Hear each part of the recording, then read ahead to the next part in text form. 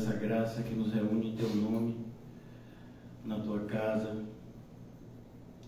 espiritual, Senhor, onde Teus filhos se reúnem, é a Tua casa. Obrigado, Senhor, por essa porta que o Senhor abriu aqui no alto, no Cosme de Farias.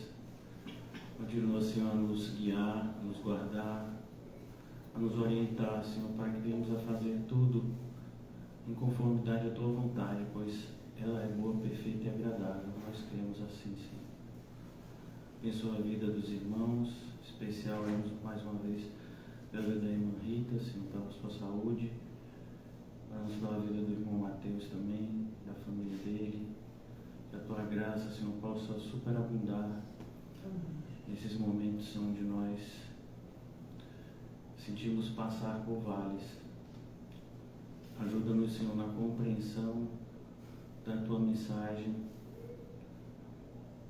para que ela venha edificar, Senhor, a nossa vida, santificar o nosso ser para Ti, Senhor.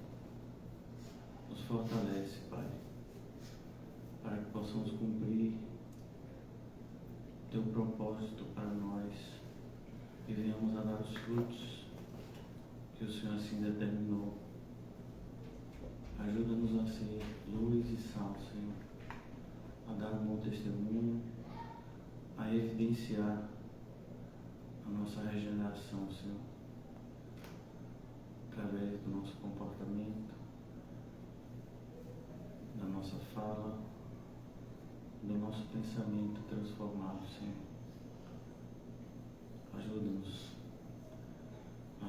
Senhor, a cumprir o propósito, Senhor, do evangelismo. Temos aprendido no livro de Atos, Senhor, como é importante, como é imperativo, Senhor, que nós venhamos a levar a Tua mensagem aos quatro cantos do mundo. Muitas vezes nos sentimos impotentes, incapazes. Ajuda-nos, Senhor, a ter fé, que a Tua graça se manifeste em meio à nossa fraqueza, Senhor. Livra-nos de toda a insegurança, de todo medo, Senhor, e que a Tua fé cresça e dê frutos na nossa vida, Senhor. Em nome de Jesus. Amém. E graças a Deus. Amém, irmãos? Amém. Hoje nós vamos tentar concluir Isaías 53, né? Ontem nós falamos sobre o capítulo 16 de Lucas e hoje a gente vai tentar fazer esse caminho de retorno a Atos, capítulo 8. Passando por Isaías 53, é o texto que Filipe explica para o eunuco. É o texto em que Filipe apresenta o ministério de Cristo para o eunuco. Então nós precisamos compreender o que está escrito aqui nesse texto, para que também nós sejamos obreiros preparados para demonstrar e para apresentar a fé que nos salvou. O título da nossa mensagem hoje é Não tenha vergonha do Evangelho. É preciso que a gente tenha coragem para viver a vida que devemos viver. Isso nos impõe, né, uma missão de que em muitos momentos nós vamos ter que nos posicionar de forma a desagradar o mundo, a desagradar pessoas que nos são próximas, para que possamos estar em comunhão com Deus e com a nossa consciência em paz de que nós estamos andando na direção correta. Então, antes da gente entrar na exposição de Isaías, eu queria ler com vocês Romanos capítulo 1, justamente a passagem onde o apóstolo Paulo fala sobre esse tema de não ter vergonha do Evangelho, e depois, se também Deus permitir, nós vamos falar sobre a passagem de Timóteo, que Paulo também fala sobre esse tema. Romanos 1,16. Pois não me envergonho do Evangelho. Perceba, o apóstolo Paulo não sente vergonha do Evangelho. E o Evangelho é justamente o que nós temos falado nos últimos encontros. Cristo Jesus, Deus se oferecendo por nós na cruz, em virtude maldição que paira sobre toda a raça humana por conta do pecado. Todos nós nascemos pecadores. E precisamos da graça que vem por meio do sangue de Jesus e nos resgata. Pois não me envergonho do Evangelho, versículo 16, porque é o poder de Deus para a salvação de todo aquele que crê. E é importante a gente entender, todo aquele que crê. Então, quem não crê, está o quê? Condenado. Então, não tem como a gente fingir de conta que não é assim, né? Por mais que isso doa, por mais que seja doloroso para nós saber que pessoas que nós amamos, que pessoas que nós temos afinidade e algum tipo de sentimento, nós sabemos que essas pessoas estão condenadas pela sua própria rebeldia em relação à mensagem de Cristo. Primeiro do judeu e também do grego. Como nós já vimos no Evangelho de João, ele veio para os seus, mas os seus não receberam. E tudo que nós estamos vendo em Isaías 53 é o cumprimento, né, dessa profecia. Ele foi rejeitado, ele foi oprimido, ele teve o desprezo daqueles que deveriam recebê-lo como rei e Senhor. Primeiro do judeu e também do grego, visto que a justiça de Deus se revela no Evangelho. Então, onde é que a gente encontra a justiça de Deus? No Evangelho. Então, a justiça de Deus, ela é totalmente diferente da justiça do homem. Olha que coisa interessante. O símbolo da justiça do homem é uma mulher cega com uma balança na mão. E a justiça de Deus é o contrário. A justiça de Deus é uma justiça que vê todas as coisas. Então, o justo juiz é apresentado lá no livro do Apocalipse como aquele que tem olhos como chama de fogo. Então, a ideia é que Jesus perscruta. Enquanto que a justiça do homem, ela fecha os olhos justamente para não ser parcial, mas à medida que ela fecha os olhos, ela não consegue enxergar o que está diante dela. Essa é a justiça dos homens. A justiça de Deus não. A justiça de Deus vê tudo, sabe de tudo. E é por isso que nós precisamos aprender a confiar mais nessa justiça que já nos foi revelada por meio do Evangelho. Então, versículo 18. A ira de Deus que recaiu sobre Jesus. Mas a ira de Deus que recaiu sobre Jesus só beneficia aqueles que creem em Jesus. Aqueles que não creem em Jesus sofrerão o justo juízo da ira de Deus naquele grande dia. A ira de Deus se revela do céu contra toda impiedade e perversão dos homens que detêm a verdade pela injustiça. Então a ideia aqui é como se a justiça estivesse querendo entrar e os homens fazem uma barreira tentando impedir que a justiça de Deus chegue às outras pessoas. Jesus fala isso em relação aos fariseus que combatiam, né, que se colocavam em oposição à mensagem do Evangelho. Ele diz: olha, vocês nem entram no céu e também não estão querendo deixar aqueles que querem entrar. Porquanto o que de Deus se pode conhecer é manifesto entre eles, porque Deus lhes manifestou. Então todo ser humano, ele tem que fazer um grande esforço se ele quiser ser ateu, porque ele sabe no fundo que existe um Criador. Então, mesmo aqueles que dizem não acreditar nisso, eles têm que ter uma fé muito maior do que a nossa, porque isso é contra a natureza do próprio ser humano. Basta você olhar para a história da humanidade e você vê que o homem é essencialmente religioso, porque ele sabe no seu íntimo que ele tem um Criador, que ele tem que prestar conta a uma entidade superior, por assim dizer. Nós que temos o Evangelho sabemos quem é, conhecemos o Deus que cremos, mas aqueles que não têm Cristo não conhecem a Deus e nem podem conhecê-lo, porque só pode conhecer o Pai por meio do Filho. Então, agora convido vocês a abrirem comigo em 2 de Timóteo. Eu acho que foi o irmão Paulo, né, que colocou aquela passagem segundo Timóteo, né? É um louvor, uma espécie de louvor e ministração.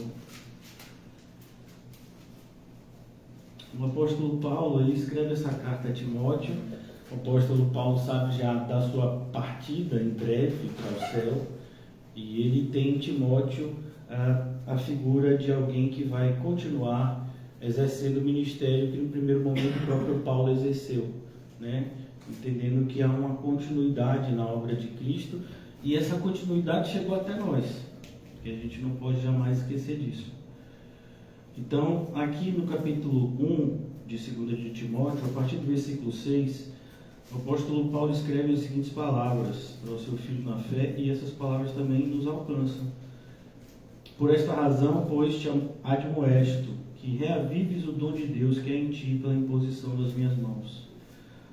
Porque Deus não nos tem dado espírito de covardia. Então, Deus não nos tem dado espírito de covardia. Preciso que a gente tenha coragem. Preciso que a gente lute contra os nossos medos, contra os nossos receios. Mas se eu me posicionar de uma maneira mais firme em relação à minha fé, eu vou perder muito. Eu já tenho perdido muito sendo um crente meeiro. Eu vou usar essa palavra meeiro para não dizer medíocre, né? Mas são sinônimos. Então, eu já tenho sido assim, já tenho sofrido perseguições por ser um crente meia boca. Imagine se eu for um crente de verdade. Então, não, o pensamento não deve ser esse, porque Deus não nos tem dado espírito de covardia. Aí aqui essa palavra é muito importante a gente compreender, mas de poder. Essa palavra vem do grego dínamos, que é de onde a gente tira a palavra dinamite, né, no português. Esse grande poder. Por isso que o apóstolo Paulo diz que as nossas armas, quando ele escreve a 2 Coríntios, elas não são carnais, elas são espirituais, portanto são poderosas em Deus para a destruição de fortalezas. É esse dínamos que o Senhor nos dá por meio do Espírito, espírito de poder, de amor, porque um poder sem amor é um poder que vai ser desvirtuado. Se a gente não tiver amor, até aquilo que aparentemente seja bom vai ser usado para aquilo que é mal. Então é preciso que você tenha esse poder de Deus, mas esse poder deve ser usado com amor. E principalmente nós precisamos ter essa palavra moderação. Ela pode ser traduzida com tanto quanto equilíbrio como domínio próprio. Então um cristão, ele é guiado pelo Espírito e portanto ele sabe o momento de ser mais duro e de ser mais flexível, por assim dizer. Não flexível no sentido de abandonar os princípios ou negociar princípios, mas flexível no sentido de falar e de calar, de se levantar e de permanecer. Então o cristão precisa saber, porque todas essas atitudes foram ser certas e erradas. Então, se o Senhor quiser que eu vá, mas eu fique, eu estou errado. Se o Senhor quiser que eu fique, mas aí eu vou, eu estou errado. Então é preciso que a gente tenha esse domínio próprio, esse equilíbrio de entender o que deve ser feito em cada momento. Quando a gente está fazendo, por exemplo, um bolo, você pode pegar, né? Se você for uma pessoa como eu, que não sabe fritar um ovo direito, mas aí você se propõe a fazer um bolo. Você pega então uma receita e diz lá, tem que ter farinha, tem que ter ovo, tem que ter açúcar, tem que ter manteiga, tem que ter sal também, né? Que você bota um pouquinho de sal. Mas não basta saber os ingredientes, você tem que saber a hora certa de colocar cada ingrediente. Então você não pode jogar tudo no negócio, bater e pronto, está pronto o bolo. Não é assim. Então nós como cristãos também, a gente precisa entender cada momento da nossa vida. Então cada momento que a gente vai orar, o momento de ler a Bíblia, o momento de falar da nossa fé, a gente precisa entender cada momento e quem é que vai nos guiar? O Espírito Santo. Então o equilíbrio é nesse sentido, né? Falar é necessário, é importante, mas calar também. Tem um momento de ficar calado, né? Tem um momento da gente combater e tem um momento da gente se render, no sentido de a gente parar de lutar. né? E a vontade de Deus então se cumpre na nossa maneira passiva de receber determinadas coisas que são necessárias que a gente passe. Então, o cristão precisa ter essa moderação, esse equilíbrio, esse entender a hora certa de cada coisa. E a gente vê isso se cumprir na vida de Cristo.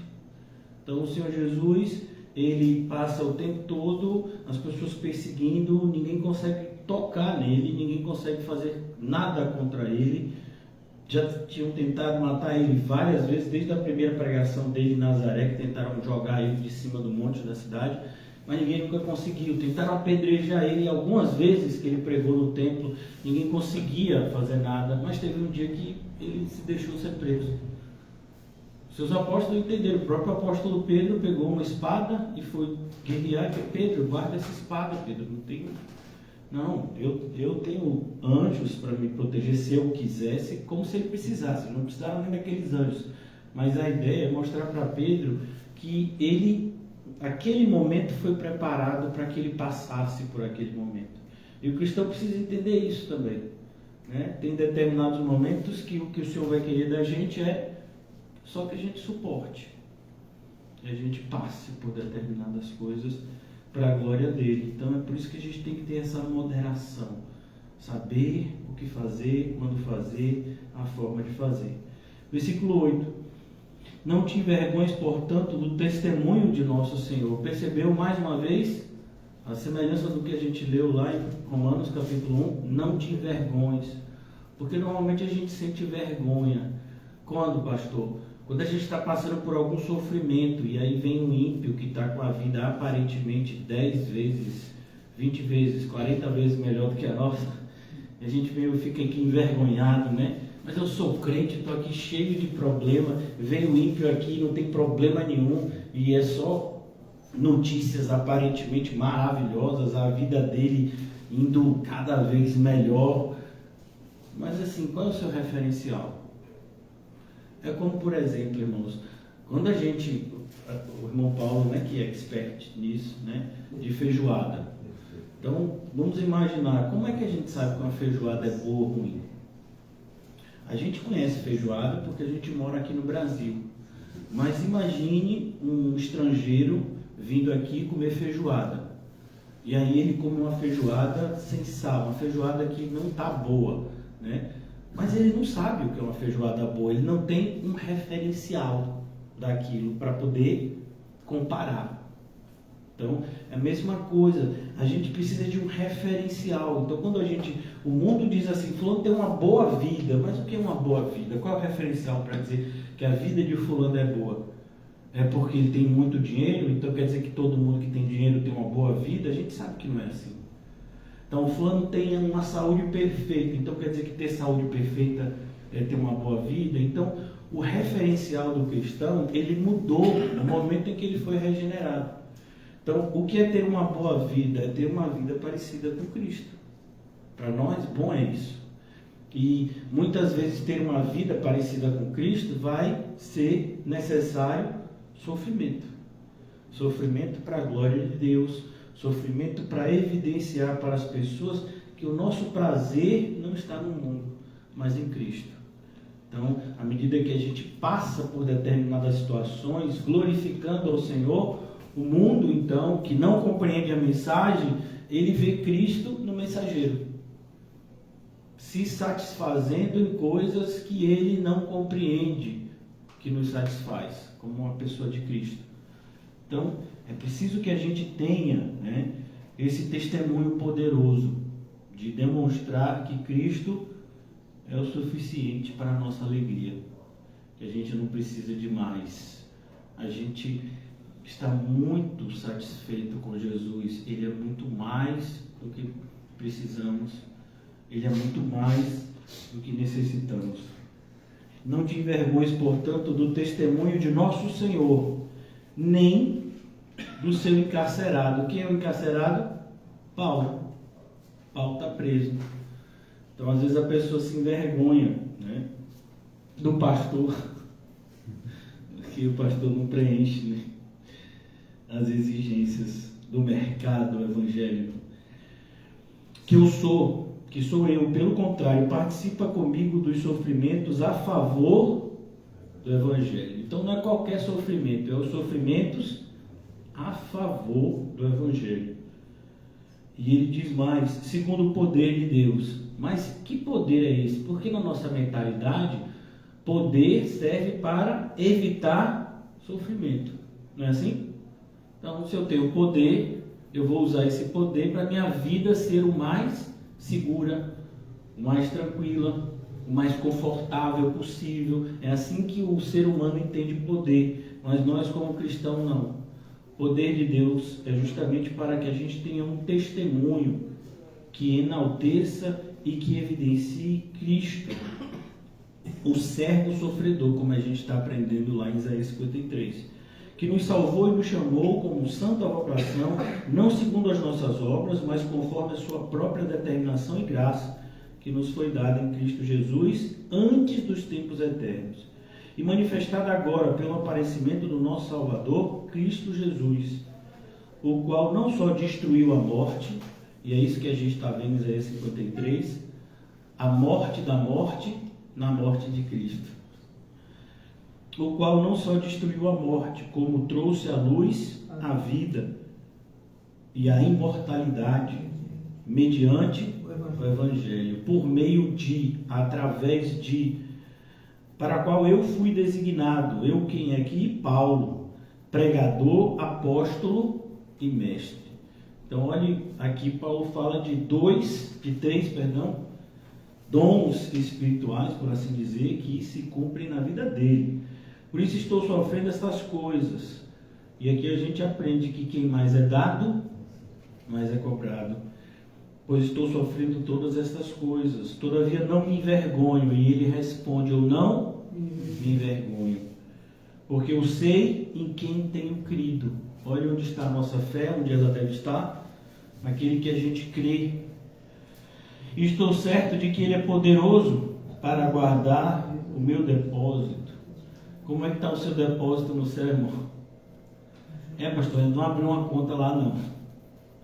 Irmão, então sua situação está perigosa. Até aquele dia. E aqui ele vai dizer que tem um padrão. O que é padrão, irmãos? Um comportamento que todo mundo deve ter. Sabe, é uma das coisas tristes, né, que a gente vivencia hoje no movimento evangélico, é que na igreja todo mundo acha que pode fazer o que quer, do jeito que quer. E se alguém falar alguma coisa no sentido de trazer ordem e decência, essa pessoa é vista como um ditador, como alguém que está querendo mandar e coisas semelhantes, né? E sempre vai ter pessoas se opondo a isso. Mas a Bíblia nos mostra que Deus, ele tem um padrão. E impor esse padrão na igreja é uma missão nossa.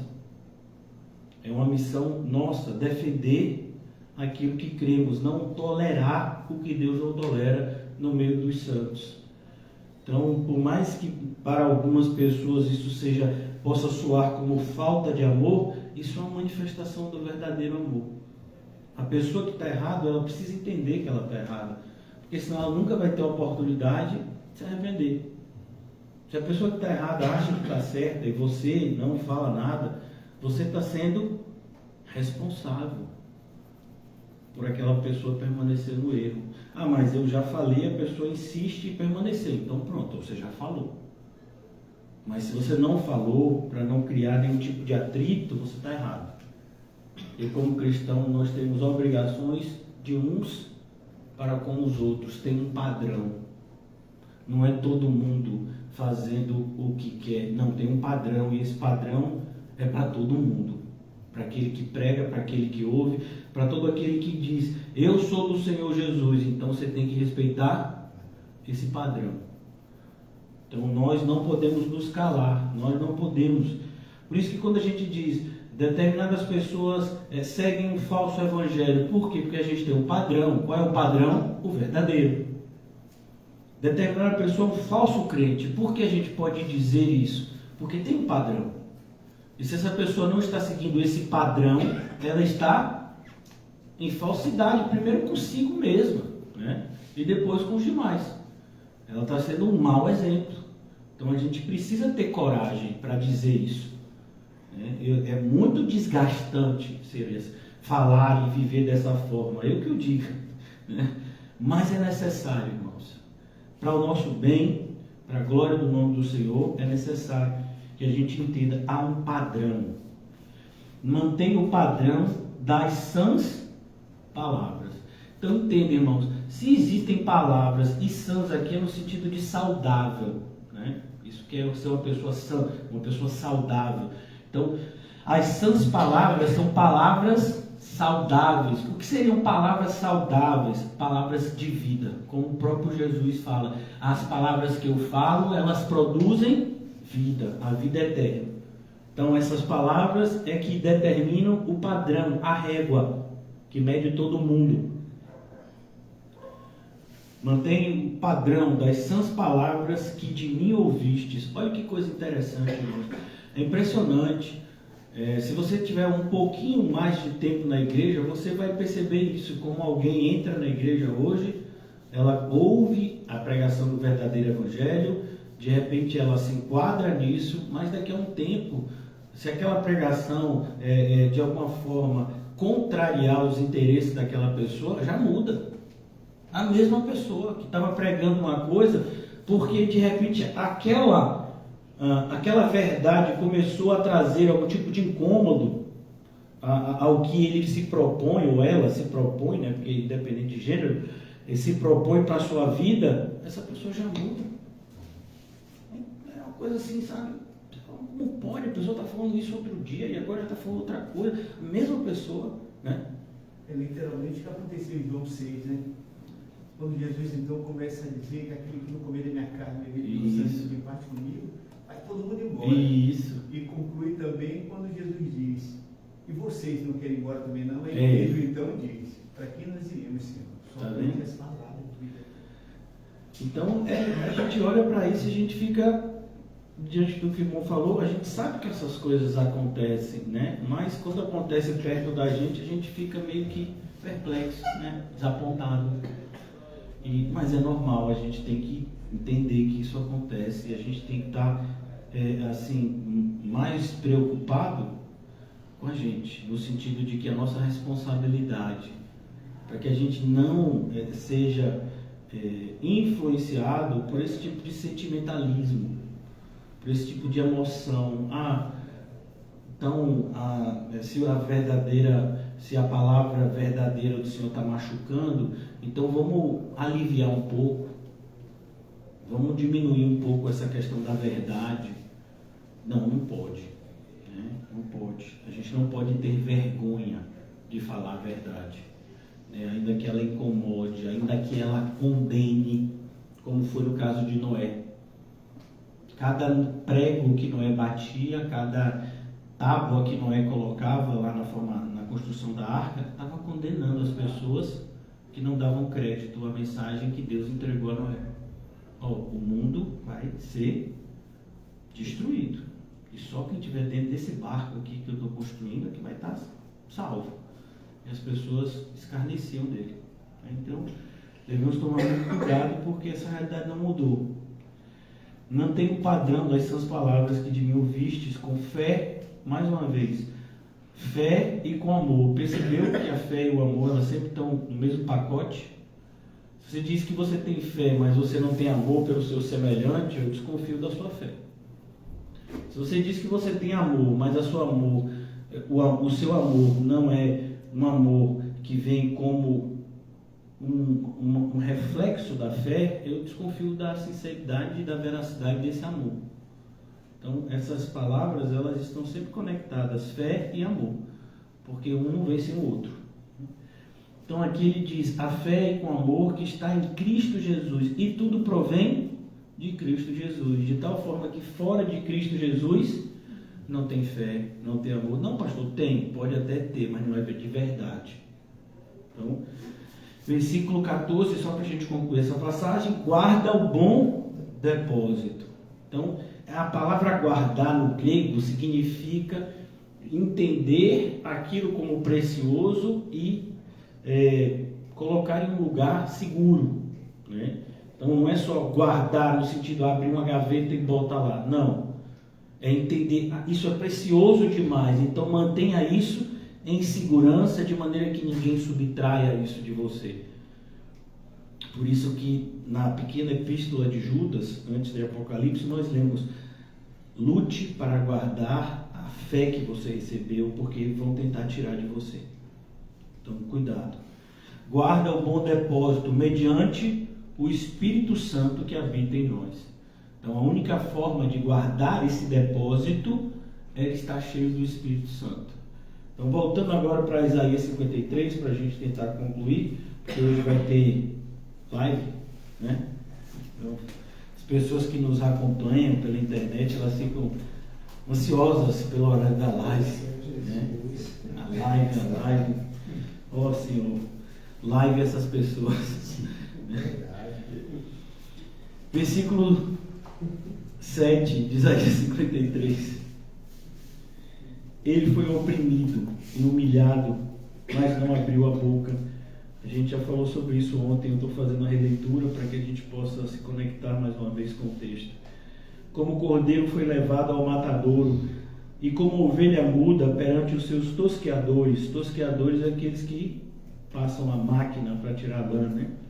Ele não abriu a boca. Por juízo opressor foi arrebatado, e de sua linhagem quem dela cogitou? Porquanto foi cortado da terra dos viventes, por causa da transgressão do meu povo, ele foi ferido. Percebeu como o sofrimento de Cristo, ele alcança um grupo específico de pessoas. Vou ler de novo aqui. Por causa da transgressão do meu povo. Então, o Senhor tem os seus eleitos, ele sempre teve os seus eleitos. E a grande questão não é que uma determinada, né, afirmação bíblica que muitos têm problema, uma vez salvo, sempre salvo. Não, isso não pode acontecer, porque aí a pessoa está vivendo em pecado, mas ela é salva e aí vai para o céu mesmo assim. A pessoa que está vivendo em pecado, ela não é salva. Mas essa pessoa diz que é salva. Sim, ela diz. Quem tem boca, fala o que quer. Mas nós prestamos atenção às obras.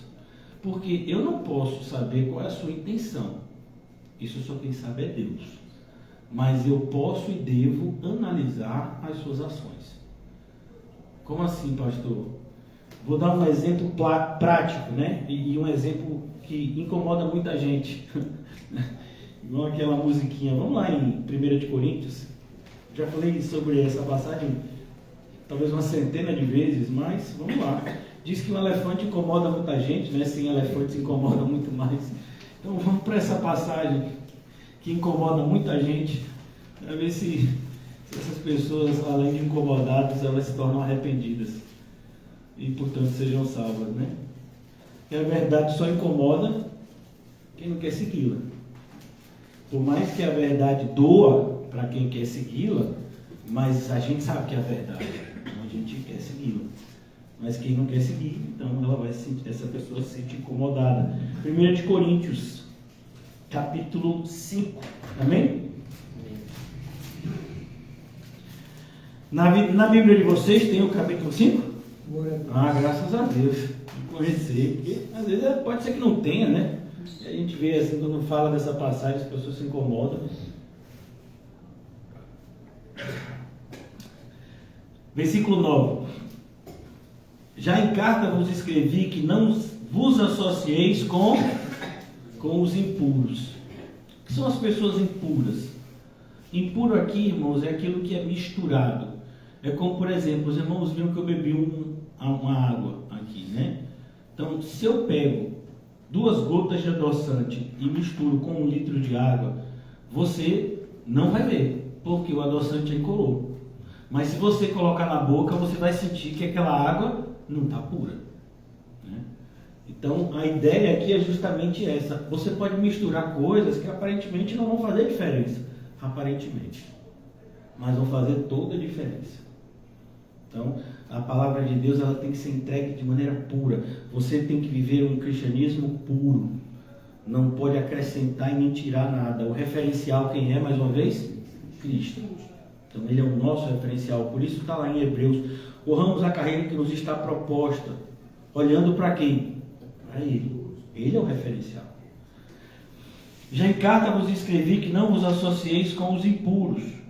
Versículo 10: refiro-me com isto não propriamente aos impuros deste mundo, porque a ideia aqui é justamente isso. Como é que a gente vai evangelizar se a gente não pregar para as pessoas que estão vivendo em impureza? Então, se a gente for, por exemplo, para outro país, ou até aqui mesmo, né? Se for fazer um evangelismo, de repente a gente pode ir fazer um estudo bíblico na casa de uma pessoa que vive uma vida completamente de cabeça para baixo. Mas por meio da pregação do evangelho, alguém naquela casa pode ser salvo, talvez até a casa toda. Então a gente prega a toda criatura, não é a todo irmão. A gente prega a toda criatura, palavra de Deus. Mas olha o que ele diz. Aqui ele não está falando de pregação, ele está falando de se relacionar, de manter um relacionamento, seja profissional, seja afetivo, seja de amizade, né? Então, refiro-me com isto não propriamente aos impuros deste mundo, ou os avarentos, roubadores, idólatras, pois nesse caso terias que sair do mundo. Mas agora vos escrevo que não vos associeis com alguém que o quê? Dizendo-se irmão. E o que é uma pessoa que diz ser irmão? Você pode me dizer? Não, isso não é difícil, né?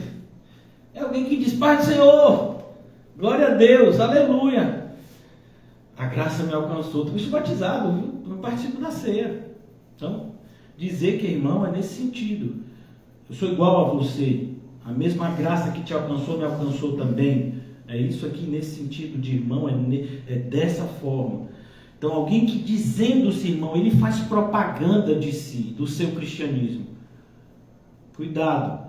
Se essa pessoa diz que é irmão, como é que ele pode dizer que é seu irmão, que segue a Jesus, porque Jesus disse: a minha família são aqueles que ouvem e obedecem à voz do Pai que está no céu. Então, se a pessoa diz que é irmão, mas ela vive uma vida de impureza, impureza aqui no sentido afetivo, né?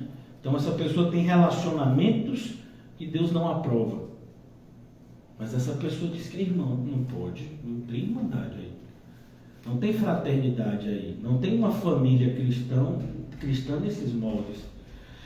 A pessoa diz que é irmão, mas é avarento, né? E hoje em dia a pessoa não diz mais que é avarento, diz: eu sou econômico, eu sou uma pessoa prudente, eu coloco o dinheiro embaixo do colchão, né? Então eu não gasto com futilidade, nem com ninguém, tudo é meu. Então, avarento, e diz que é irmão. Idólatra. O que é o idólatra? O pior idólatra, irmãos, não é aquele que de repente se prostra uma estátua, porque esse daí você já reconhece como idólatra, e esse daí nem poderia se dizer seu irmão.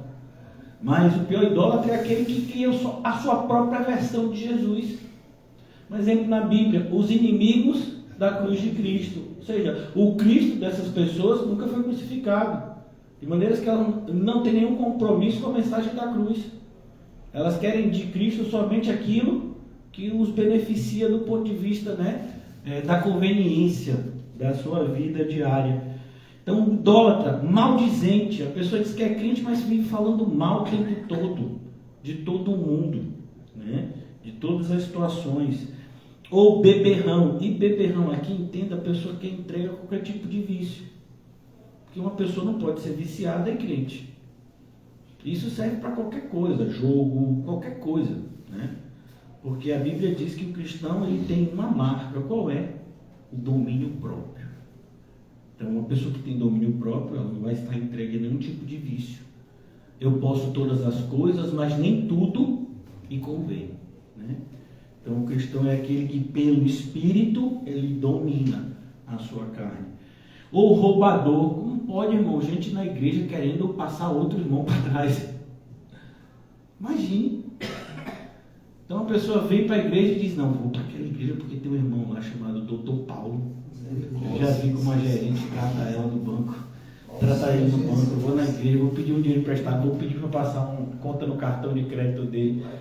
Depois, eu digo para ele: ó, você tem que me perdoar, porque somos irmãos, né? Não, roubador. Claro que você vai perdoar, mas você vai identificar esse irmão como roubador, né? Então, por que eu estou falando isso? Porque como é que a gente vai identificar as pessoas se a gente não pesar o comportamento delas? Percebam, o que está sendo escrito aqui não é intenção, é um comportamento.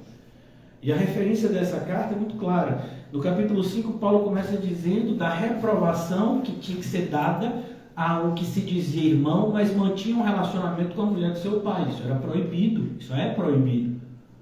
Então não pode. E a pessoa estava mantendo isso na frente de todo mundo e ninguém falava nada. Então, como cristãos, nós não só podemos, como devemos analisar e vigiar uns aos outros. Então, se você está na igreja e você diz assim, fulano, tome conta da sua vida, me deixe a mim em paz, não, então você não é crente.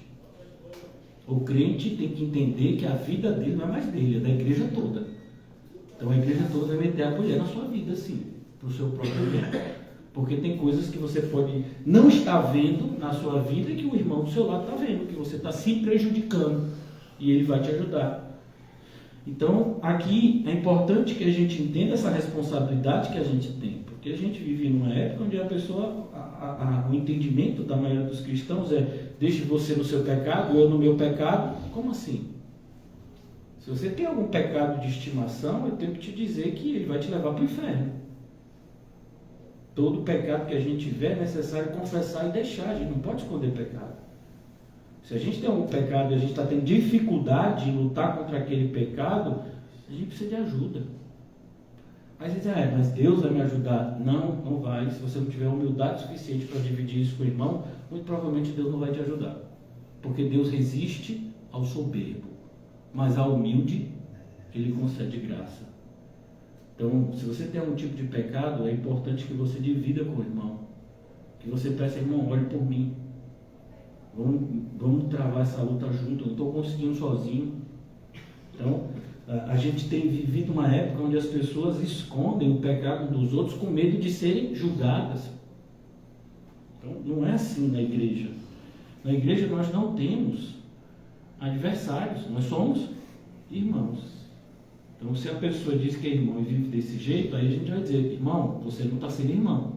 Portanto, eu não posso mais andar com você enquanto você tiver esse tipo de comportamento. E eu vou fazer isso porque eu te amo.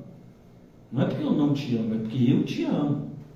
Então aqui, com esse tal, nem ainda com mais. A ideia de comer aqui, irmão, é que você, na refeição, principalmente no entendimento do Antigo Testamento, e ainda aqui no Novo Testamento, né, no passado, quando você só fazia alguma refeição com uma pessoa que você tinha confiança.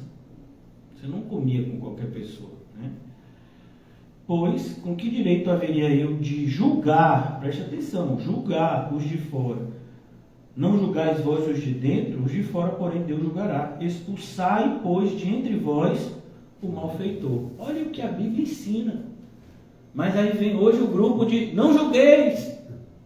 Sim, tem de fato não julgueis. O que quer dizer o não julgueis? Não julgueis segundo a aparência, mas segundo o reto juízo. Então os referenciais estão aqui, são claros. Eu não posso dizer a sua intenção, mas eu posso julgar e devo a sua ação. Se eu vejo você fazendo uma coisa de errado, eu preciso dizer que aquilo é errado, que aquilo não é um comportamento de cristão. Vamos imaginar, por exemplo, que você vê alguém indo às vias de fato, né?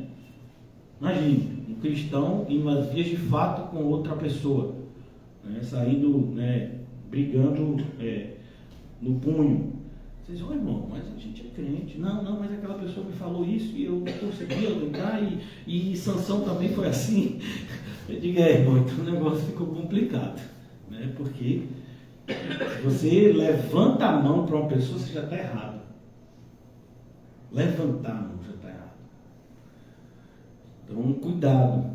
Então, esses comportamentos necessariamente precisam ser julgados, para que a gente possa manter a igreja, e a gente já falou, tem padrão.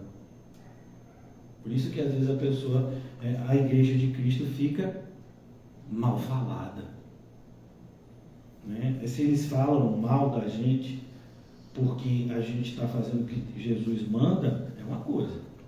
Mas se a gente é mal falado porque a gente não está fazendo o que Jesus manda, aí é outra coisa. A gente precisa. Voltando agora para Isaías, amém? Então, versículo 9. Designaram-lhe a sepultura com os perversos. Então, quando você tem esse tipo de comportamento que eu disse para vocês, as pessoas vão dizer que você e eu somos o quê? Perversos. Que absurdo. Absurdo. Fulano se acha melhor do que todo mundo. Está dizendo que fulano é impuro só porque ele está com 5 namoradas na igreja? Nada a ver. O pessoal islâmico casa com 100. Jacó teve quantas esposas? 2. E teve filho com quantas mulheres? 4. Aí, eu só quero ter 2 namoradas. Aí vem o pastor e diz que eu não posso. Absurdo isso. Não aceito. Você está achando que eu estou brincando? Não. Uma dessas seitas, se não me engano, é o Mormon, aquele santo dos últimos dias. O fundador dele tinha umas 20 esposas, né? Tinha algumas dessas esposas que eram de menor, inclusive, menos de 18 anos. Né? Uma coisa assim assombrosa a vida desse homem. Então, cuidado. As pessoas pegam o Antigo Testamento e dizem, mas fulano se casou com várias mulheres, né? No caso que eu disse a vocês, Jacó, né? Então, não, irmãos, não é bem por aí. Né?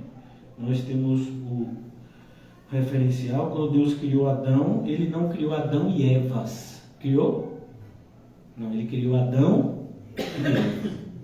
E foi bem específico em mostrar que havia um vínculo de fidelidade entre os dois. Versículo 9. Quando nós falamos essas coisas, nós somos vistos como perversos. Vamos imaginar, por exemplo, a seguinte narrativa. Uma pessoa se casou e um ano depois, né, os dois crentes, mas um ano depois essa pessoa vira e diz, pastor, não aguento mais o meu marido. O marido diz, não aguento mais a minha mulher. Não foi essa pessoa que eu me casei. Eu acho que um espírito maligno entrou no homem ou na mulher e eu preciso me separar. Né? Não pode. Mas pastor, eu vou ser infeliz o resto da vida? Meu irmão, como é que você pode ser infeliz se você tem Cristo? Não entendi. Então, a nossa felicidade jamais pode estar na vida de outra pessoa. A nossa felicidade está no nosso Salvador. Glória a Deus.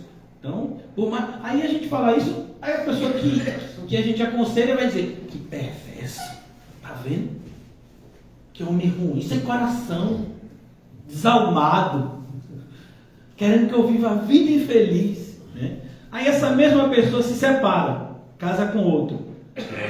Se separa, casa com outro. Por quê? Porque todo relacionamento vai ter problema.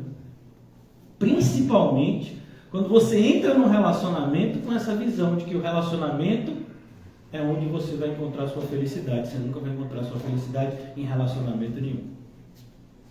Então é por isso que nós, quando falamos a verdade, somos vistos ainda como perversos.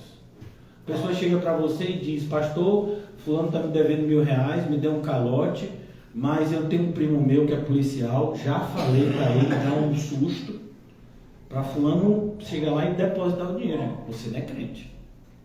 Mas pastor, eu vou ficar no prejuízo? Não, você tem 2 opções. Você fica no prejuízo ou vai para o inferno. Você quer qual? Não, pastor, você é muito perverso. Vou perder R$1.000. Sendo que eu sei que se eu botar uma pressãozinha assim, né, a pessoa vai pagar. Mas ela não está pagando justamente porque eu sou crente e ela sabe que eu não posso fazer nada. Não, você não pode fazer nada, mas Deus pode fazer tudo. Se a pessoa não te paga, isso está debaixo da soberania de quem? De Deus. Se a pessoa quiser que a pessoa pague a você, meu filho, a pessoa paga, ainda paga dobrado. Deixa eu dar um exemplo. Vocês leram direito o livro de Êxodo? Vocês sabem que quando os hebreus saem lá do Egito, o que os egípcios fazem? Pegam o ouro deles e dão para os judeus, para os hebreus. Por quê? Porque Deus mandou. Imagine aquele povo que se achava superior, pegou o seu ouro e deu para eles irem embora. Então, entenda uma coisa, se você está tendo algum tipo de prejuízo financeiro, isso está debaixo da soberania de Deus. Aprender a viver contente em toda perversidade. Esse homem fala essas coisas porque ele não sabe. Era o dinheiro do gás, era o dinheiro da Havaiana, Era o dinheiro, sabe, da escovinha, era o dinheiro do feijão, da carne, do pé, sei lá, né? Um monte de coisa assim indispensável, gel de cabelo, né? Meu Deus do céu, irmãos. Então, quando a gente fala a verdade, a gente é visto ainda como o quê? Perverso. Isso vale para nossos filhos. Imagine você chegar para um filho e dizer: você tem que estudar. Você está na escola, você tem que estudar. Meu pai, você não entende. Escola é uma coisa tão difícil. Como se você pai, nunca teve a idade dele, né? Impressionante como os nossos filhos acham que a gente já nasceu desse tamanho. Você não sabe o que é estar no ginásio. Eu não sei. Eu sei. Eu falo para os meus filhos, né, são 3. Eu sei tanto, meu filho, que quando vocês viram com essa historinha, eu sei que eu já falei também para o meu pai essa historinha. Então, por isso, cuidado, irmão, não abra mão da verdade, ainda que as pessoas nos enxerguem como perversos. Não abra mão da verdade, porque os verdadeiros perversos são aqueles que veem as pessoas indo para o abismo e não falam nada, e ficam assistindo as pessoas morrerem, sendo que você podia falar. Ah, mas se eu falasse não ia mudar nada, você não sabe? A gente está estudando aqui o capítulo 53, não é isso? Mas a gente veio para cá, de que passagem? Atos 8. Já pensou se Filipe pensasse isso? Para que eu vou falar com o eunuco? Não vai mudar nada? Esse homem rico, de outro país, eu vou falar com ele, não vai mudar nada na vida dele. Como foi Ananias, quando foi evangelizar Paulo? Senhor, tem certeza que o Senhor quer que eu vá orar por esse Saulo de Tarso? Camarada perverso, Senhor. Perverso, né? Como o pessoal fala no interior. Então, irmãos, mudou a vida de Paulo? Mudou. Mudou completamente, o apóstolo Paulo. Então, você não sabe se vai mudar a vida da pessoa ou não. Pode ser que não mude. Pode ser que você pregue o evangelho e a pessoa mande você ir embora. Isso não é responsabilidade sua, o resultado. Nossa responsabilidade é a ação de evangelizar. A ação de perseverar até o fim, sem perder, sem esfriar no amor. Sem perder o primeiro amor. Então, cuidado. Porque muitas vezes Satanás vem disfarçado desse amigo, dizendo: irmão, fique tranquilo, Deus é soberano. Se você fosse evangelizar, não ia mudar nada. Como é que você sabe? Então, a gente tem responsabilidades, muitas. Então, aqui no versículo 9: designaram sepultura com os perversos, mas com o rico esteve na sua morte. E a ideia de que o rico esteve na sua morte é justamente mostrar a soberania de Deus, de fazer as coisas, mesmo quando a gente acha impossível. Porque do ponto da lógica que está sendo escrito aqui, se ele está sendo enterrado com os perversos, como é que ele pode ser enterrado com os perversos e na sepultura ser enterrado com um rico? Não, impossível isso. Como na morte de Jesus. Jesus não tinha dinheiro, sua família não tinha dinheiro, seus discípulos não tinham dinheiro. Aí apareceram 2 discípulos que eram discípulos em oculto e que se revelaram somente naquele momento. E todos os 2 tinham recursos. E um deles tinha essa sepultura, né, muito, que nunca, né, isso era algo muito caro naquela época, né, e ele enterra Jesus lá. Posto que nunca fez injustiça. Então a ideia aqui é que Jesus é justo. É como aquele centurião romano que estava no momento na crucificação, quando ele viu que Jesus estava lá na cruz e ele presenciou meio-dia ficando escuro como a noite, e ele presenciou o terremoto quando Jesus deu o último brado. Ele disse o quê? Certamente esse homem era um filho de Deus. Ele não está dizendo que Jesus é o Messias, ele nem sabe o que é isso, ele é romano. O que ele está dizendo é: esse homem, ele não é um homem normal, ele é alguém extraordinário. Então até um ímpio vê isso. E às vezes os crentes não tratam Jesus com essa reverência, né? Os demônios creem e tremem. Então aqui ele diz: nem dolo algum se achou na sua boca. Olha que coisa, irmão. Se tinha alguma pessoa que podia falar o que quisesse, era Jesus. Mas tudo que saía da boca de Jesus era para salvar. Esse é o cristão. Mesmo quando a gente reprova, mesmo quando a gente rejeita e não tolera determinados comportamentos de pessoas que se dizem cristãs, nós estamos fazendo aquilo com o propósito de salvar. Para que aquela pessoa se envergonhe e se arrependa e creia. Então, o propósito é sempre fazer de tudo para com todos, para que se de alguma forma a gente puder influenciar as pessoas serem salvas. Versículo 10.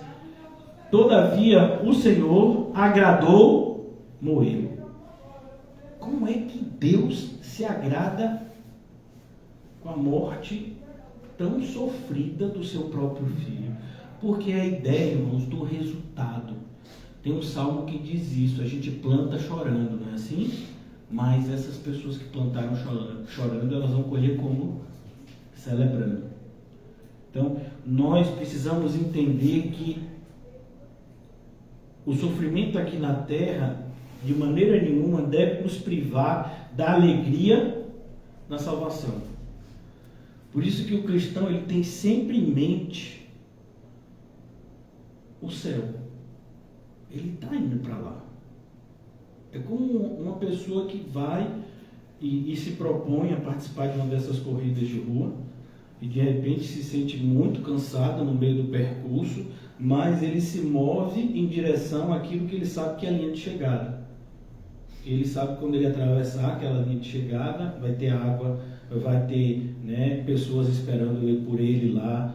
Então, e as pessoas estão com essa expectativa de que ele vai chegar lá naquele local. Então ele se move em direção ao local que ele sabe que ele deve ir. Então o cristão, ele está correndo uma corrida. A Bíblia faz inclusive essa analogia.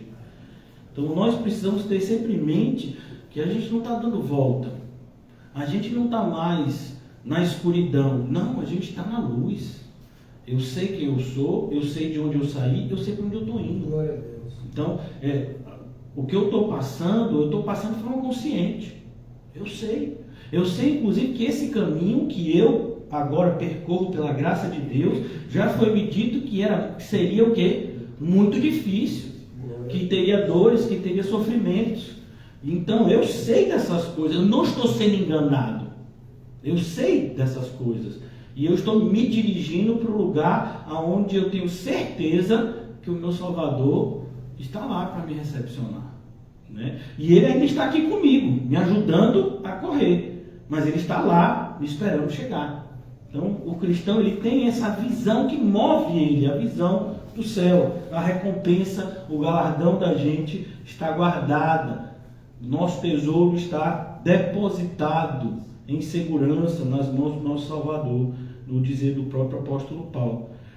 Quando versículo 10, fazendo enfermar, a ideia de que ele fez, Jesus passou por dores, quando der ele a sua alma como oferta pelo pecado. Então foi essa transação, O Senhor Jesus entrega a sua alma para que sobre nós recaia a sua justiça e sobre ele recaia o nosso pecado.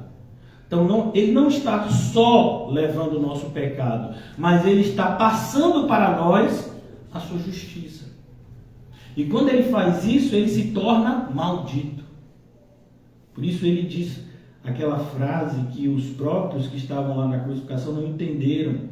E os evangelistas fazem questão de falar no próprio idioma e depois traduzir, Eli lama sabachthani, para mostrar como de fato era parecido com o nome do profeta Elias, mas a referência não é o profeta Elias, é Deus meu, por que me desamparaste? Então o Senhor foi desamparado pelo próprio Pai, para que eu e você jamais fôssemos desamparados.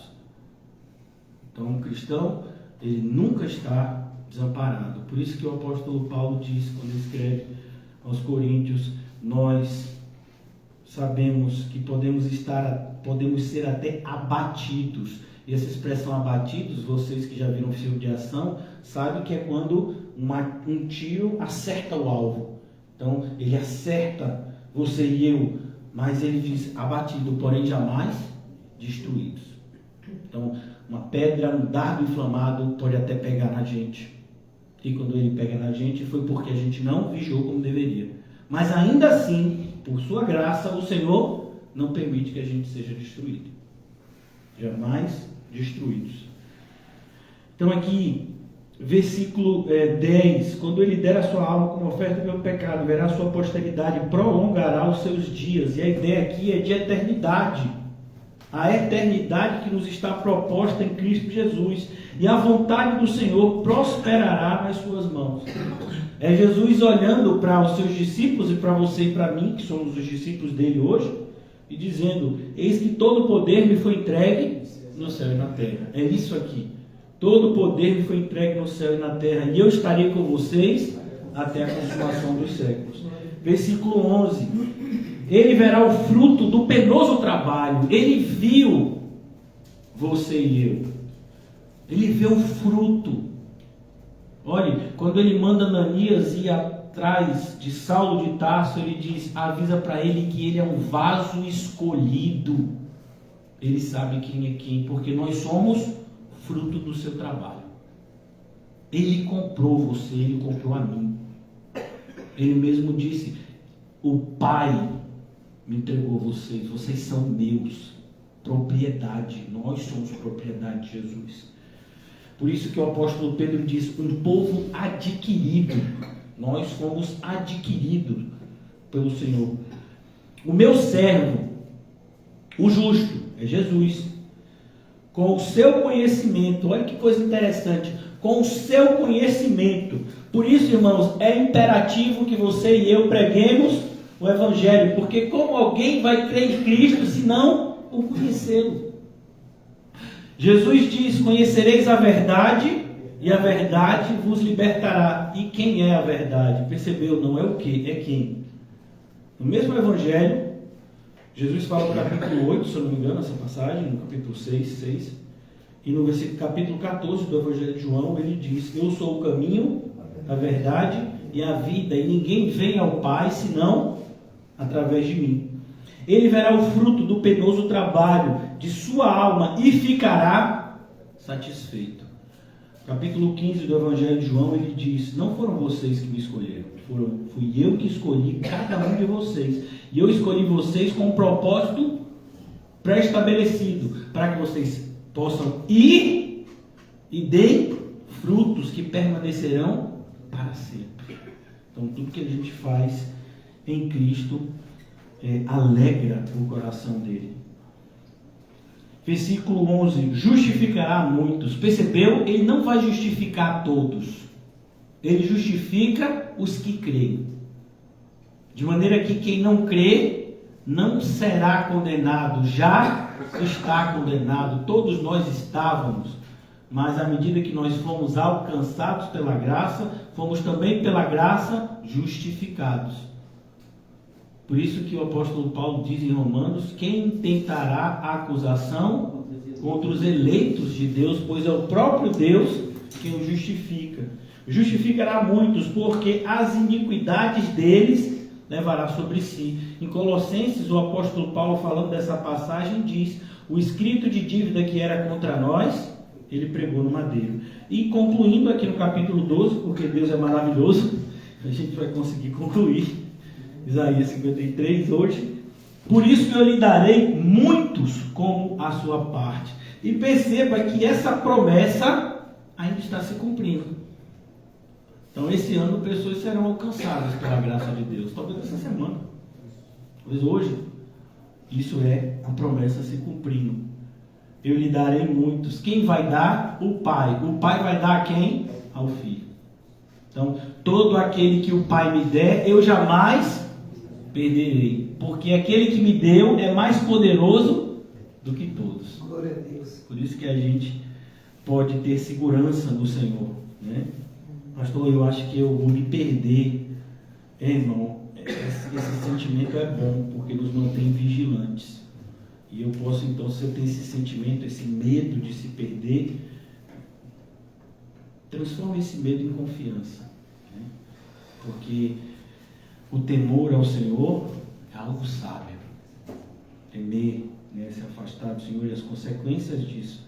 Mas ao passo que a gente tem o temor do Senhor, devemos confiar também que o amor dele está sobre nós e, portanto, estamos seguros nele. Por isso eu lhe darei muitos como a sua parte, e com os poderosos repartirá ele o despojo. E a ideia aqui, irmãos, não é que os poderosos deste mundo, não. É justamente o contrário. É mostrar que os poderosos desse mundo não são nada. Que efetivamente poder está naqueles que creem em Cristo. Por isso que quando o apóstolo Paulo prega diante do rei Agripa, né, e outras pessoas poderosas, ele diz: eu queria que vocês fossem iguais a mim, com exceção dessas algemas que me prendem. Então por quê? Porque o verdadeiro poder está no nome de Jesus. Nenhum poder vem de outro lugar, todo poder provém deste lugar. Então, no versículo 12, porquanto derramou a sua alma na morte. Então a morte não pode mais pegar a mim e a você. De maneira que você não vai morrer. Não, pastor, o crente morre. Não, o crente não morre. É a gente que pensa que ele morre. Mas todo crente, quando fechou os olhos, abriu o céu. De maneira que você morreu mais de ontem para hoje do que quando você for para o céu. Como assim, pastor? Não entendi. Provavelmente você dormiu algumas horas de ontem para hoje, né? Ou não dormiram nenhuma hora de ontem para hoje. Então você dormiu algumas horas. Se for no caso de alguns irmãos, né? Dormiram mais horas, né? Fecha o olho e aí para abrir dá trabalho, Graças né? a Deus não teve isso. A pessoa faz as coisas até com o olho fechado, quando tem que abrir o olho. Tô aqui, com o olho fechado, né? Então, a ideia é que quando você for para o céu, você vai fechar o seu olho aqui e abrir e pronto, está no céu. Vai ser menos tempo do que quando você dormiu da noite passada para hoje. Então essa é a ideia. Não tem mais esse momento de morte, né? Para o cristão é uma viagem bem curta, diga-se de passagem, né? Porque a Bíblia diz que é em fração de segundos. Não tem fração de segundos, até porque não tinha cronômetro naquela época, mas diz era um piscar de olhos, e a gente sabe hoje que o piscar de olhos é milésimos de segundos que um ser humano pisca os olhos. Porquanto derramou a sua alma na morte, foi contado com os transgressores. Então você cristão e eu que somos cristãos, nós em muitos momentos podemos ser contados com os transgressores por conta do nosso comportamento visto como subversivo pela nossa sociedade. Um exemplo, os apóstolos receberam uma sentença. Que sentença? Não falem mais a respeito do nome de Jesus, do Evangelho, da mensagem que ele deu a vocês, porque senão vocês vão morrer. Senão o caldo vai engrossar. Mas eles responderam de que forma? Olha, vou logo dizendo aqui diante de vocês, para ficar bem claro, que a gente não vai obedecer essa ordem. Porque nós tememos mais a Deus do que a ameaça que você está me fazendo. Então, como cristão, muitas vezes a gente vai ter um comportamento visto como transgressor. Ah, pastor, realmente no passado não, precisa muito tempo atrás não teve a época da pandemia, um monte de gente queria que a igreja fechasse, não foi? Fechou? Não. Para muitas pessoas aquele comportamento foi um comportamento de quê? De transgressor. Que pessoas irresponsáveis, andando em igreja, onde todo mundo devia estar embaixo da cama, cheio de álcool em gel que secar de todos os lados, aleluia, né? Então, agora passou o vírus, aí veio um monte de gente com a cara mais lavada, né, do mundo, querendo fingir que não falaram e nem fizeram o que falaram e fizeram no passado bem recente, né? Dizendo que transgressor é aquele que ficou firme, que disse: se o Covid tiver que me levar, que me leve, vai me levar para o céu. Então, tenho medo de Covid. Mas a gente teve isso aqui bem recente, né? Contudo, levou sobre si o pecado de muitos. Mais uma vez, o pecado de muitos. Todo mundo que está na igreja vai ser salvo? Não. Todo mundo que é igreja vai ser salvo. Estar na igreja e ser igreja são coisas completamente diferentes. Estar na igreja diz respeito a algo físico. A pessoa senta no banco e ouve.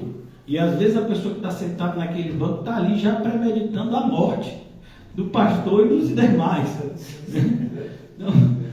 Não tem tanta segurança, não. Então, cuidado. Ah, mas a pessoa é batizada, mas a pessoa tem Bíblia, mas a pessoa até prega. Está dizendo muita coisa. Capítulo 7, fez milagre, expulsou o demônio, profetizou e vai para onde? Para o inferno que o carregue. Então, cuidado, irmãos. Mais uma vez é lembrado aqui, ele não vai levar o pecado de todos. Há uma condição. Você tem que crer, você tem que se arrepender, você tem que viver uma vida cristocêntrica. Ah, não, mas o ladrão da cruz viveu. Poucas horas, mas viveu. Então, cuidado. Todos os exemplos na Bíblia apontam nessa direção. Até mesmo do ladrão da cruz. Versículo 12, concluindo. E pelos transgressores intercedeu. Se não fosse essa intercessão, a gente estava como transgressor até hoje. Então, quando o Senhor nos alcançou, nós estávamos aonde? Nas trevas. E pela sua graça, nós somos transportados para o seu reino de luz. Então, é preciso que a gente entenda isso, porque para que a gente tenha compaixão. E eu quero dizer algo que pode soar talvez duro, né? Para os ouvidos de algumas pessoas, não os que estão aqui, que são pessoas cheias do Espírito Santo, mas de repente a pessoa que vê essa pregação pela internet e até desassocia o que eu estou dizendo daquilo que foi dito, né? Tira do contexto, mas a ideia é que nós temos uma responsabilidade de pregar o Evangelho muito grande para com os que ainda não ouviram o Evangelho.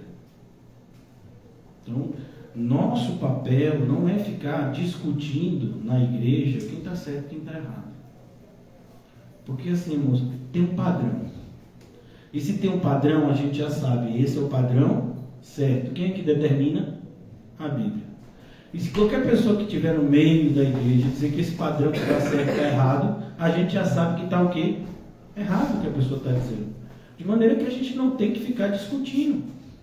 É como, por exemplo, tem cabimento um pai discutir com o filho? Não, o que o pai faz? O pai, a mãe, explica. Porque também é importante que quando você dizer para o seu filho, olha, não pegue naquele local ali. Por quê? Porque ali é uma tomada. Se você pegar ali, você vai tomar choque, vai doer. Então você tem que explicar, não é só dizer não pegue. Não pegue por quê? Você explica. Mas se ele pega e se ele insiste em pegar, você vai disciplinar. Você não vai ficar brigando, você não vai ficar debatendo. Eu pego ou não pego. Não. O pai manda, os filhos têm que obedecer. Então há uma liderança que deve conscientemente, com amor, falar para os irmãos qual é a direção correta. E quem não quiser seguir, não segue. Mas não deve haver contenda e confusão. Justamente por quê? Porque é por meio de contenda e confusão que a gente perde o amor. Que a gente perde a força que a gente deveria estar usando no evangelismo. O amor que a gente deveria estar ofertando a pessoas que efetivamente estão carentes desse amor. E a gente perde muito tempo onde não deveria e deixa de ir onde deveria. E quem sai ganhando? O diabo. Por isso que como cristãos nós precisamos saber contra quem estamos lutando. Nós não somos obrigados e nem deveríamos responder uma pessoa que a gente já sabe que está vindo contra a gente com um propósito justamente de criar confusão e contenda. Você vai falar com essa pessoa? Você vai responder? Se você responder, você vai estar dando pérolas aos porcos e as coisas santas aos cães. O que o Senhor Jesus disse é: você chegou num lugar que não quer te receber, sacode a poeira dos pés. Tem tanto lugar para você ir, para que eu possa ir também, você e eu. Então, vamos tomar muito cuidado, irmão, para a gente não perder tempo, porque tempo é algo escasso na sua vida e na minha. A gente não tem o tempo que a gente pensa que tem. A gente faz tanta programação.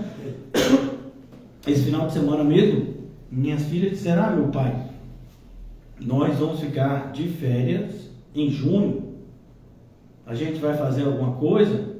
Resposta: não sei. Nem sei se vou estar vivo amanhã.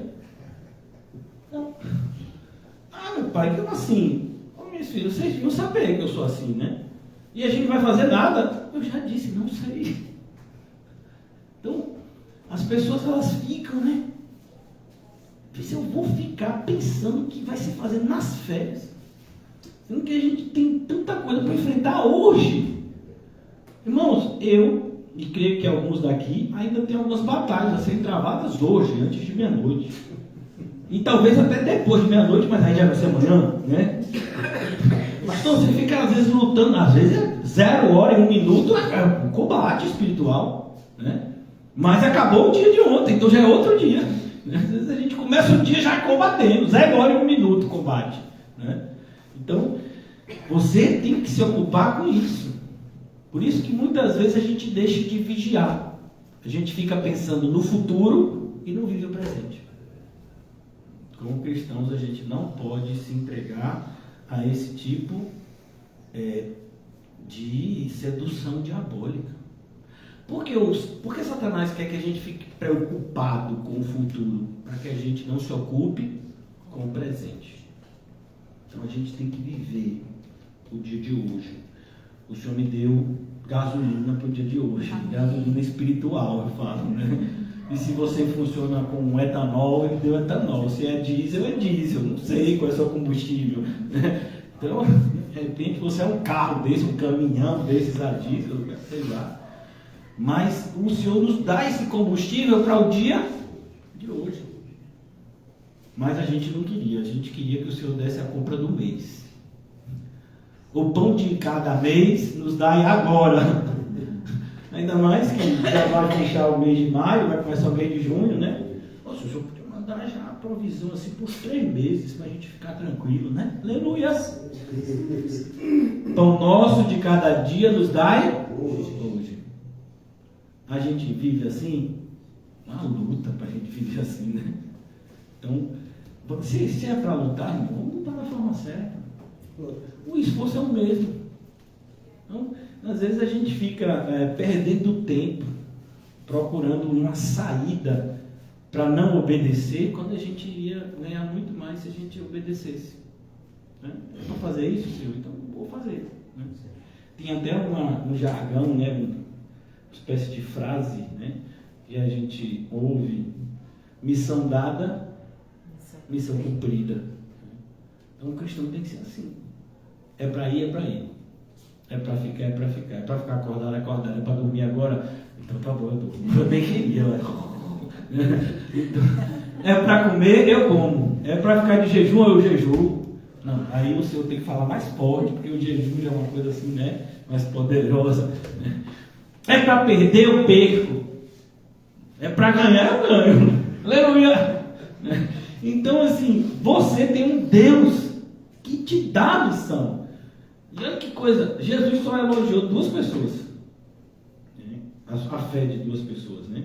Ele elogia também a generosidade daquela viúva pobre, mas a fé ele elogia de 2 pessoas, que é daquela Ciro Fenícia e daquele romano, né? Aquele centurião, aquele soldado, que diz: ó, eu não sou digno de que entre na minha casa, mas assim, eu sei que como eu, se eu disser para o soldado vai, ele vai, se eu disser vem, ele vem. Então eu sei que o Senhor tem esse poder. E esse poder, inclusive, para curar, né? Então, o senhor não precisa ir lá. Se o senhor disser daqui que é para fazer, vai acontecer.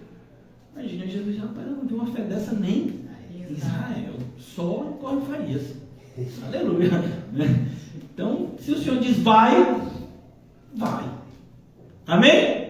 Então, agora é o louvor. É o louvor. Agora tem a live. Os irmãos da live podem comparecer aqui. Eles vão nos levar a uma adoração em espírito e em verdade, né? Depois, o irmão Paulo vai fazer aquela oração bem sucinta, de 25 minutos, por todos nós.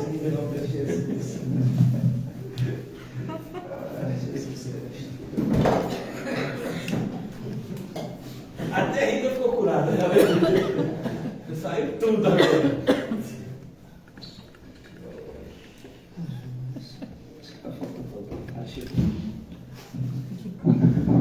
Aleluia! Glória a Deus. Esse é o momento da alegria.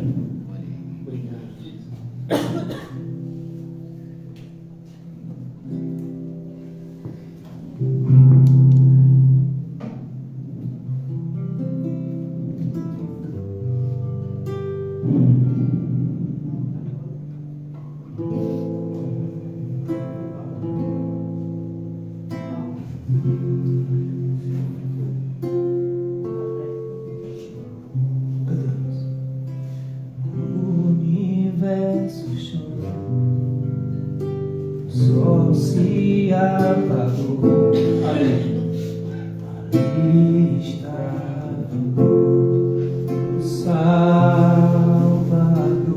Seu corpo lá na cruz, o sangue derramou e o peso do pecado que ele levou.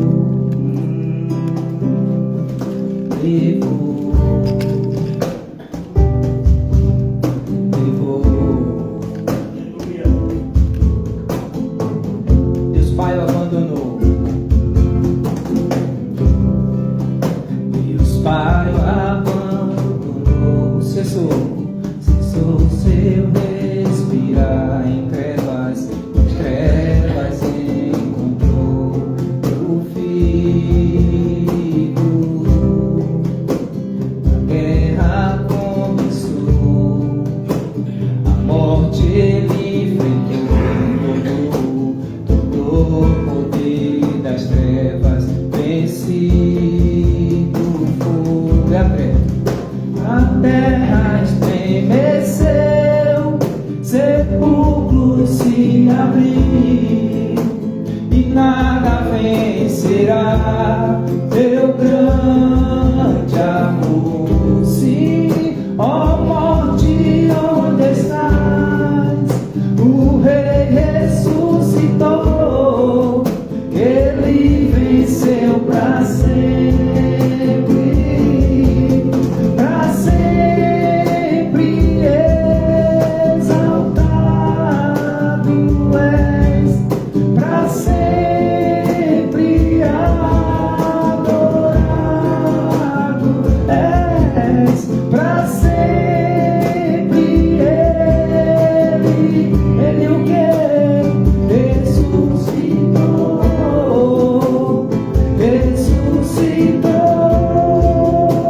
Cantamos aleluia.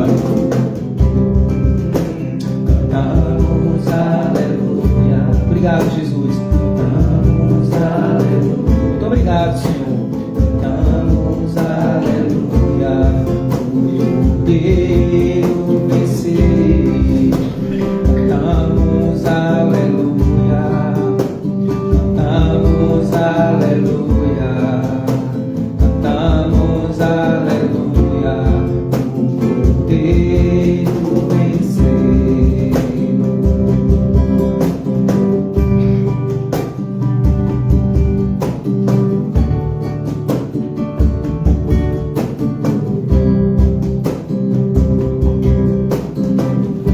Espírito em verdade, cantamos.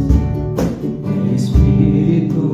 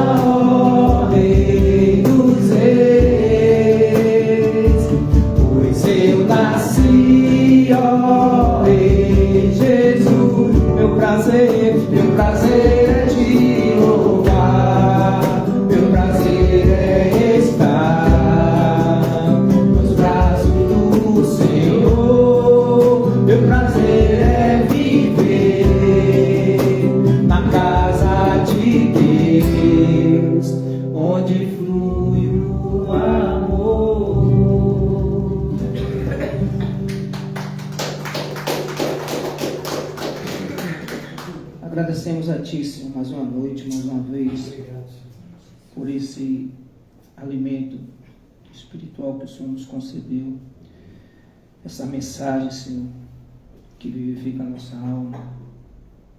Eu apresento a Ti, Senhor, em oração e concordância com o pastor pela vida da tia Rita, que o Senhor restaure a saúde dela, que o Senhor visite os familiares dela, aqueles que não estão na Tua presença, que o Senhor ajude tanto a ela como ao irmão comum a continuar na Tua presença. O Senhor derrame da Tua graça e Tua sabedoria, como nós estamos estudando esse livro precioso de Atos, que a gente venha verdadeiramente não só ouvir, mas aguardar e praticar tudo isso, Senhor. Também apresento a vida do irmão Mateus, que o Senhor dê sabedoria a ele, que ele venha ser luz também no lar da casa dele, que o Senhor visite o pai, a mãe dele, todos os entes queridos. E em especial também apresento a vida do nosso amado pastor, que o Senhor continue dando sabedoria e graça, que o Senhor faça tudo na vida dele conforme o Teu querer e a Tua vontade, Senhor. Porque o Teu querer e a Tua vontade sempre é bom, perfeito e agradável. Obrigado, Senhor, por esse pastor. Eu sempre falo, sabemos que vai ser difícil, mas cremos que o Senhor é com ele e conosco, que estamos aí caminhando. Eu te apresento a vida de cada amado irmão que estão aqui, e aquele que não pôde estar conosco, Senhor, mas aqueles também que nos assistimos nesta noite, e que o Senhor, Pai, venha também fazer com eles, com que eles venham entender a Tua mensagem. Nos ajuda, tanto a mim como ao irmão Quinho, ao irmão Reginho, à irmã Gisele, à irmã Helena, e esse amado que vem de vez em quando nos fazer uma visita, Senhor. Que a Tua palavra verdadeiramente venha também fazer mudança, não só na vida dele, mas de todos aqueles que entraram nessa porta aqui dentro. Muito obrigado. Essa é a nossa humilde oração. Eu só tenho a Te agradecer, que o Senhor guarde a nossa saída, assim como o Senhor guardou a nossa entrada, tanto neste local como neste bairro. Em nome do Pai, do Filho e do Espírito Santo. Amém. E graças a Deus. Aleluia.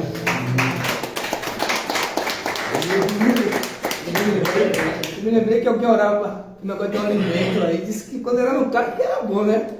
Que tinha um que orava, que rapaz, eu disse que rapaz, isso daí não vai funcionar não, hein? Eu ouvi isso esses dias lá na igreja. Irmão, você orou, que foi quase 1 hora, que não foi.